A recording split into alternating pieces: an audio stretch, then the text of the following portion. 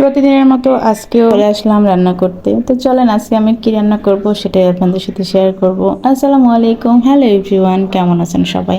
I hope সবাই অনেক বেশি ভালো আছেন। আমি আলহামদুলিল্লাহ ভালো আছি। তো আজকে আমি রান্না করব রূপচাঁদা মাছ। আজকে ভুনা করব না, আজকে একটু ঝোল করব। তো আমি মাছটাকে ভালোভাবে ধুয়ে নিচ্ছি। আমি আগে মাছটা ধুয়ে তারপর আবার লবণ দিয়ে একটু ধুই, তারপর ভালোভাবে আবার ধুয়ে নিই। তো এখানে আমার মাছ ধোয়া শেষ। এখন আমি ভেজে নেওয়ার জন্য যা যা লাগে দিয়ে দিব, হলুদ লবণ মরিচ যা লাগে দিয়ে মাখায় দিয়ে মাছটাকে আমি ভেজে নেব। তো অনেক সময় বেশিরভাগ সময় ভুনাই খাওয়া হয়। আজকে একটু ঝোল করব। ঝোলটা করলে পেঁয়াজের পরিমাণটা একটু কম দিতে হয়, আর ভুনা করলে পেঁয়াজটা বেশি লাগে। তো আজকে আমি সেটাই করব। তো চলেন, তো মাছটা আমি এখানে একটু কড়া করে ভেজে নিব, নিয়ে রান্না করব।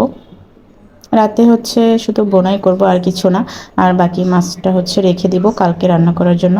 তো ঝালমুড়ি নিয়ে আসছিলাম, তো সেটাই খাচ্ছিলাম, মাছ ভাজতেছি। আর তো আমার দেখেন মাছ ভাজা শেষ, এখন আমি রান্না করতে চলে যাব।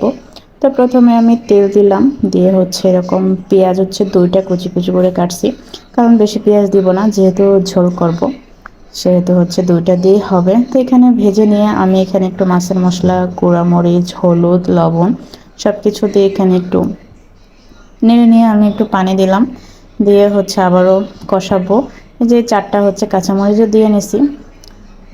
তো এই যে কষাতে কষাতে আমি পানি দিয়ে দিছি। তো সেই সময় ভিডিওটা নেই নাই পানি দেওয়ার সময়, তো দেখতেই পাচ্ছেন যে আমি কতটুকু পানি দিছি। তো পানিটা একটু জাল করে বলক আসার পর আমি মাছটা দিয়ে দিছি।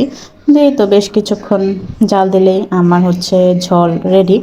একটু পানি মানে বেশি পানি মারবো না, কারণ ঝোল যেহেতু। তো দেখেন এখন আমি নামাই নেব। তো এই ছিল আমার রাতের রান্না। কেমন হয়েছে অবশ্যই সবাই বলবেন। তো সবাই ভালো থাকবেন, আল্লাহ হাফেজ।